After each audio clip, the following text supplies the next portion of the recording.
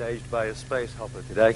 Good morning, everybody, and welcome to the International Learning Platforms Conference 2012.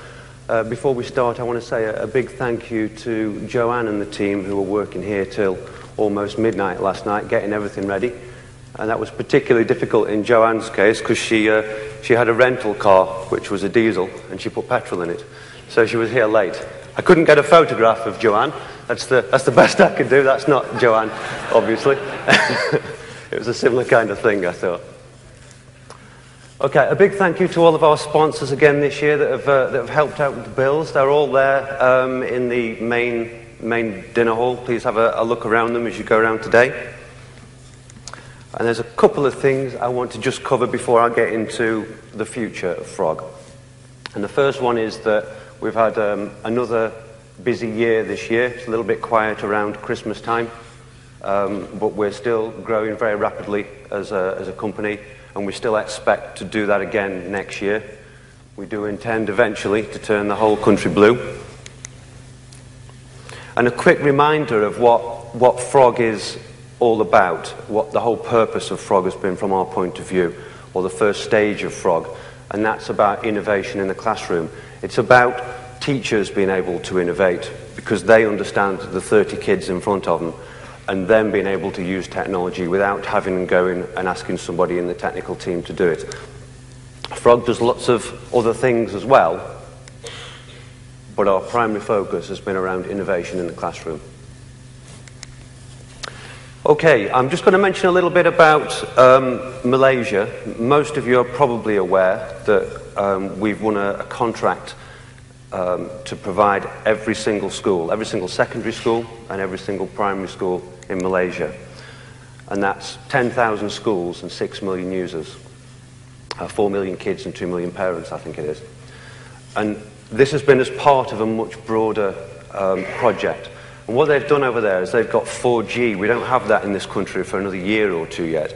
But they've got 4G provided down the whole spine of the country now. Last year, they had around about 30% mobile data penetration. By the end of this year, 90% of the country will be wired up with 4G devices. And these guys are getting 15 megabits a second to their mobile phones. It's astonishing. And these masts are placed on the school. So every single school, wirelessly, has got 45 meg coming into it and 15 meg going up. And on top of this, there's a 4-kilometer radius on each of these masts. So every single member of the community, the parents and the kids, get free internet access from home into Frog. So we've got this fantastic infrastructure over there where the entire community is wired at no cost to themselves whatsoever. And Frog is acting as the glue that links all of that together. It's a fantastic opportunity for us and very exciting project. What we've done there, some of you may remember Kate Heel, the operations director at Frog. She's gone across to Malaysia along with Damien, our head trainer, and Az and Helen from support. And we've set up another business over there called Frog Asia. And the reason we've done that is in essence to make sure it doesn't affect us. There are lots of businesses like us that have tried going abroad and they've ended up spending all their attention overseas and not looking after their home ground. So we've dealt with that by splitting out a separate company, taking some of our key staff to run that. We don't have to do anything at all with Frog Asia and the implementation of it and the training of it. All we have to do is continue developing our product going forward. So it won't affect the UK in a negative way, but I'll cover in a minute how it's going to affect it in a positive way. And this all has to be done in 12 months, so we have to deliver 10,000 schools in 12 months, which will be interesting for them, I suspect. We've got a little video that they've built around a new product that we've built for them, which is called Frog OS. We call it OS, it stands for Operating System. Everybody here will get that. You'll be following on around about 6 months after. This product is live over in Malaysia. It's tablet friendly, and I'll cover that a little bit more later on. But just want to reassure everybody that you'll be getting this as well, and it won't cost anything. Okay.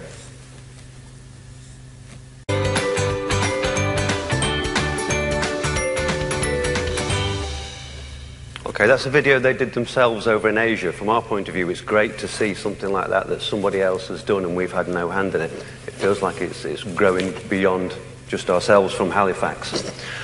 I'm going to give you a super quick demo of Frog OS, just a little taster of one or two things that it does. If you want a proper demo, there's some pods in the main hall. You're welcome to go and have a look. Okay, so the first thing I'm going to show on here, usually this is loaded full screen, if I can remember how to do that on a Microsoft machine. So it's shown full screen. There's the idea behind this is we use as little screen space as possible for what we want. So we have a little bar at the top, and then the entire screen is available for everybody else to use. And all of the applications are available from up at the top there. So the first thing I might try, I'm just going to make it not full screen to show something else first. The first thing I'm going to try is opening the Resource Manager. And this is like my computer in Frog today. And if I go into My Documents, and I want to add a file, instead of hitting Choose File and picking it from a directory, in the new Frog I can just grab an image off the desktop, drop it in there, and I'm done. I'll make that full screen again. And you'll see that these are all loading windows. So although this is all running in a browser, it looks and feels like an operating system. So if I double-click this image, for example, and apologies for the image that it is, I couldn't resist. You'll see that that's loaded in an image as well. And if I want to load the preferences up, because there's no toolkit in Frog OS, there's no need, everything's stored in the preferences. I've got all these windows open simultaneously, and I can access them from a little bar at the top. And what we're doing there is we're keeping them all open at the same time. So if you've got an email that you're penning, and on the right-hand side here, there's a notifications bar that will tell you maybe you've got some new work or something like that. You can jump out to the new piece of work that you need to do, jump back to the email and carry on where you left off. So we're not in the situation where when you click something, you lose everything you're doing. I'll just close some of those. And also in here, if I want to move that file into the images folder, I just pick it up and drag it in. If I want to move it back out, I just drag it back out. So everything's much slicker. We're using HTML5 throughout all of this, which means it works on a tablet. I am going to show you the iPad in just a moment, where you've got finger gestures and you can actually build content on the iPad as well. But it should work on any device which is using HTML5, and increasingly that's everything, so it's going to be completely device independent. The other two areas I'll show you. In Frog 3, each unit we had was effectively a web page. If you wanted to build a website, you had to build lots of pages and then link them together. We don't have that concept in Frog OS. There are two different concepts. One is applications, which is things like your diary, your assignment manager, your email systems. And the whole point behind what we're doing here is instead of Frog providing diaries and emails, we're going to connect this into everything. So what we're doing in Malaysia is we're linking with people like Google, with Microsoft, the Khan Academy, and all the different tools out there. The whole point of what we're trying to do this time round is allow you guys to choose what you want, whether that's free software, be it WordPress, Google, Microsoft, or whether it's paid software. Our job is to link all of that together into one seamless system, one seamless user experience. And there's more to that than single sign-on, which I'll cover in a moment. The other thing we have is a site. I'm just going to create a new site on here to show you how this works.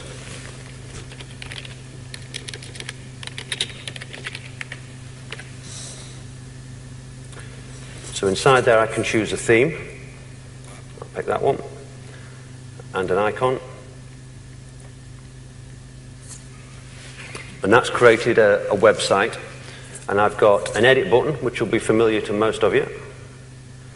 And I can change the layout. Maybe I want 2 columns.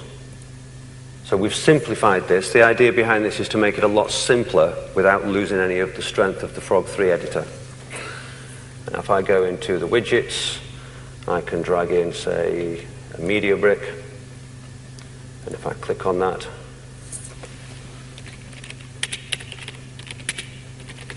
I don't know why I search for that, it's just a habit. So what this is now doing when I search is it's searching the whole Frog store. This will include the resources on your box as well, the same as it would in Frog 3. And I'm looking for images on here. So I've limited that down to images.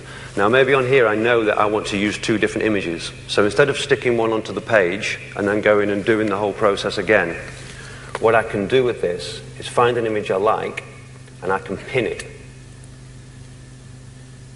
And what that's done is it's added it into my pin board, and I can have about a dozen different items in there which I can attach in. And then maybe I want to use that swan. So I've used the swan on the left-hand side, and on the right-hand side, I want to use the other image that I pinned. And without having to go back and do another search, I can just click on the pin board and pick that image.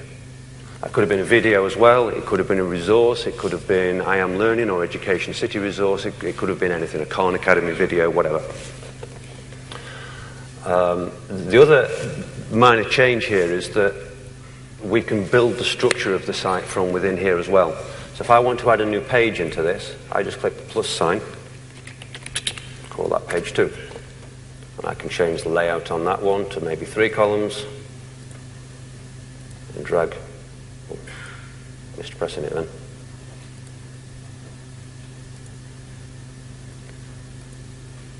And drag other widgets on. I won't go into that in any more detail. There are sub-menus that we can create as well. But the idea behind this is you can build the entire site structure yourself without having to get even involved in things like links. And finally, if you don't like the way it looks, all of these designs are built this time around not using Frog, using Dreamweaver.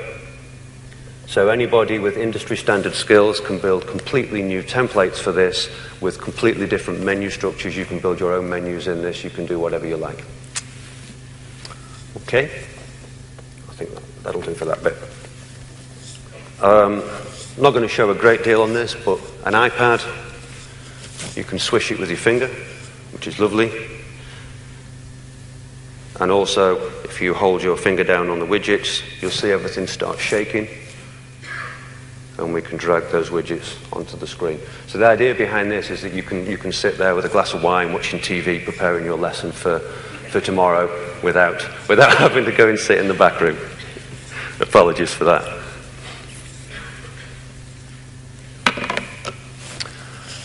Okay, I'll leave that at that. So that's Frog OS.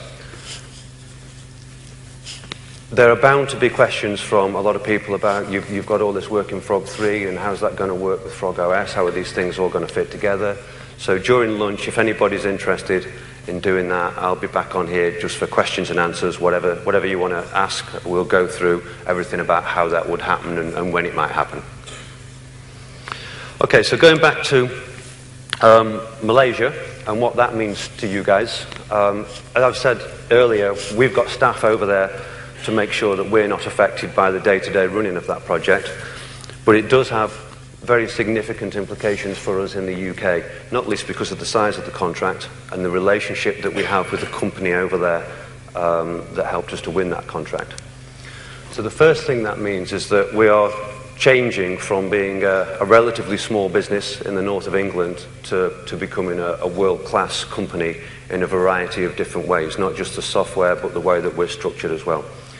We've recently had a guy, no pun intended, called Guy, join us. He previously worked in a big insurance agency, ran a £7.5 million business unit there, and money's involved, so the level of service inside the insurance industry has to be absolutely fantastic, otherwise people get very upset. Guy's now our operations director looking after the UK side. Some of you may have already seen some quite significant improvements in what we do day to day. That's down to Guy.